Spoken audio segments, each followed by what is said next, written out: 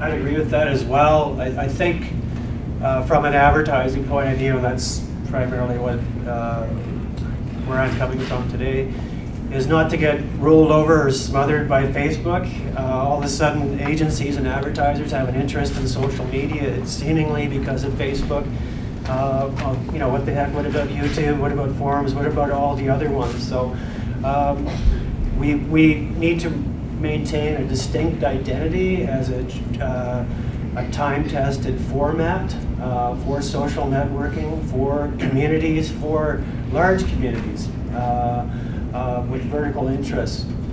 So that's very important. I think the other thing too is mobile is definitely a game changer, and it's both an opportunity and a challenge. We have to understand how it works, how people are using it, and how we can best deploy mobile applications in ways that bring people in, have them sharing contents on the fly, capturing video, uploading that, and doing all the great things that the mobile promise has for us.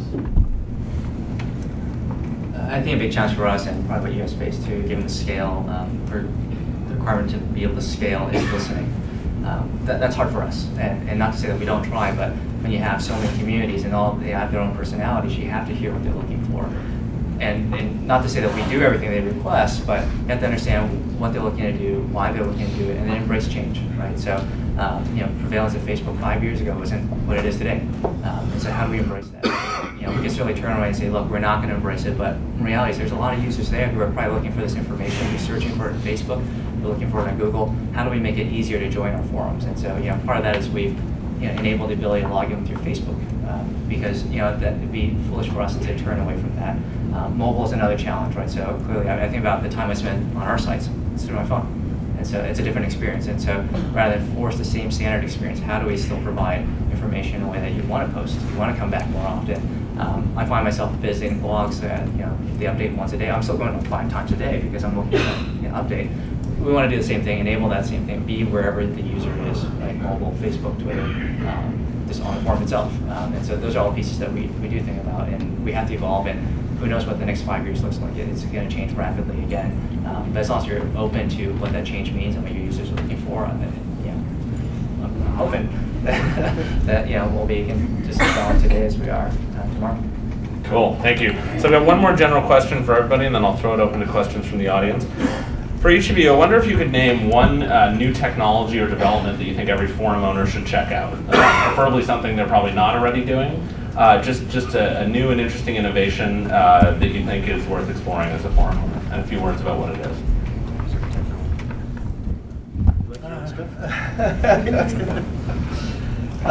I think Twitter and Facebook integration, Alvin, you just touched on that very briefly, but I think that's a big deal. I think you need to be able to give people the opportunity to sign in using their IDs, to be able to have a site that actually has that cross-functionality, and cross-functionality in lots of other ways that will transpire in the next couple of years. I think keeping an eye on that is really a big deal.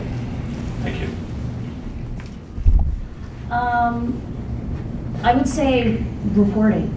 Think about reporting. It's more important. It's tedious, but I think as John from eBay was mentioning, look at the qualitative and quantitative analysis of the conversation.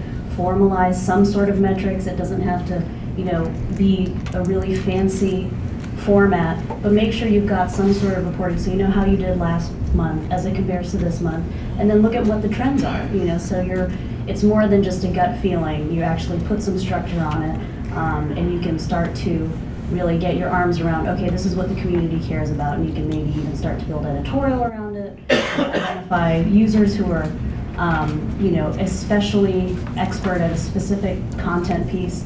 I would say just take the time to make good reports. Great, thank you. I would say any technology that puts forums at the center of the social ecosystem of the user. So if we can allow them to go back and forth seamlessly between the various channels like Facebook and Twitter, and consider the good old forum to be home base for accessing all of these new fads. I think that would be wonderful. I think there's some options out there already, as well as anybody that can provide a technology solution for measuring the behavior when folks that come to our community as members or as visitors help to measure their activity when they're not at the good old Forum home base. Will be very big. Thank you. I think this is when I plug our partners Viglink and post release. I think spend time in Google Analytics. We spend a lot of time in the data. I think that when you have that many users, you can start to get feedback and what they post in the feedback forums, but that's not always represented what's actually happening. We also we think about it from a people perspective too. So we melt the data and the kind of feedback we post by creating focus groups, right? So asking core members, visitors, like what are their thoughts, what are their experiences, and then we tie that back to, okay, what's happening in the data? Does that match up? And so I think that gives you kind of more 360 view of what's happening. But also, in terms of monetization, there's a lot of partnerships out there that we've embraced the last couple of years that have been phenomenal for us. And it's seamless in some ways, in other ways not as much, but also think about differentiating your users too. Who drives value for you? And there are technologies that kind of match what you can do with that. Cool, thank you. I think this is a good moment to mention that actually last night Viglink and Internet Brands inked an exclusive agreement to monetize Internet Brands all their owned and operated sites for the next couple of years. So we're really excited to have that done, and Alvin's guy made that happen. Thank you.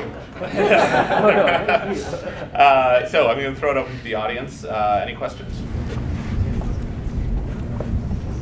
I see a hand inching upwards there now. Okay, all right. I'll make one up. Alvin, I guess this would be for you. What's your moderation policy when a user is being critical to highly critical to taking it to flaming of a advertiser? And how does that escalate within your moderators, kind of kicking up your chain of command, and where do you, I guess, draw the line and literally delete or censor threads? So we will absolutely delete stuff if personal information is posted. Up until then, it's contextual, right? So what is the focus of the conversation? Is it factual? Is it not? Is it meant to inflame an advertiser, or both, right? So we've come to scenarios of, look, I think we'll decide, both the user and the advertiser, this is not the right environment for you, right? And so we try to take a balanced viewpoint. We have moderation is done differently by site in terms of just kind of how that community is structured. But certainly we will review the situation, and certainly it'll kick all the way up through the chain, and I'll review it with our community managers as well and say, hey, what's the situation? How did it happen? Let's look at what's being posted. What's the feedback that we get? And yeah, there's certain scenarios where we'll walk away from advertising dollars because frankly it's about the community. But sometimes the user is being unreasonable too, and it's hard to say, right? In some scenarios we just can't tell. We'll just give warnings to both and say, look, knock it off. This isn't good for either side. It's not good for the advertiser and their business. It's not good for the user. And so it depends on their response, but it's a series of escalations, right? And so depending on how they choose to take it, we will be fair about it, but we're also going to look at it as what's healthy for the community, and not just an ad dollar perspective. Cool, thank you. I saw a question back there.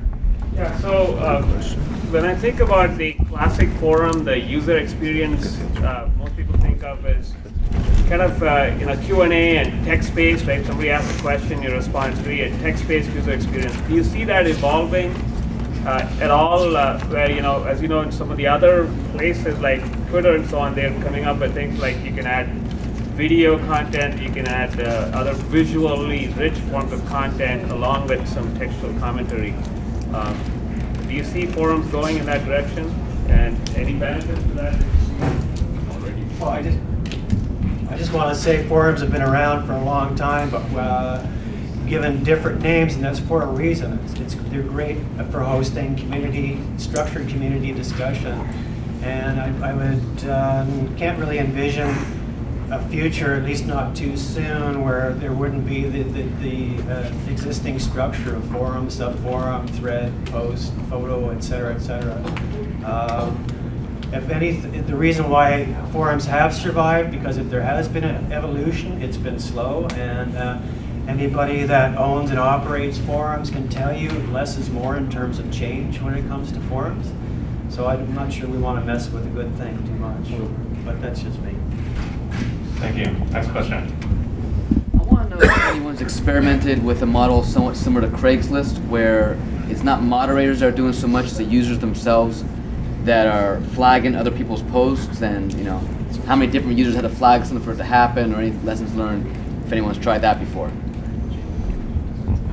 Well, we've done both, and it's a combination of both. So you should always, if you want, allow your users, maybe who have special permissions, to flag, but it's never going to take the place of eyeballs on your threads and seeing what's going on. So you'll gain some efficiencies with that, but someone in the end, if things escalate, you need to know where they need to go to. So yes, it's a great idea, but I would, especially if you have a more robust forum, say you need a pair of eyeballs to receive that final escalated comment or issue.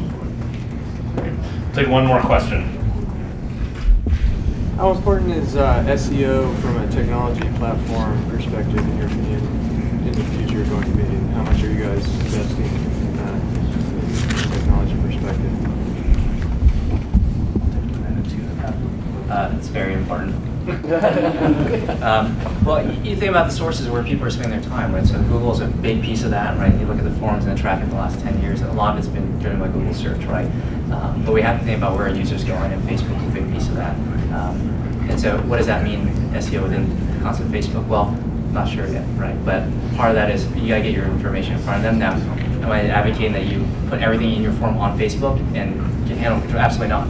But you have to figure out how to dance with Facebook to drive users back to your site. And those are things we're working on figuring out. Simply from enabling people to log in using the Facebook account, liking content and all that. But it is important. I mean, ultimately, that's how your site's going to grow. Word of mouth is critical too, so I don't want to overlook that. That's the whole reason why a lot of these sites started. But you think about the hockey stick curve in terms of growth. A lot of word of mouth, but a lot of it spreads to just from an SEO perspective. That helps out a lot too. Just by way of numbers, about 10% of our traffic comes from registered members. 50% are repeat visitors, and 50% are brand new that come off of search engines. So yeah, that's pretty important stuff.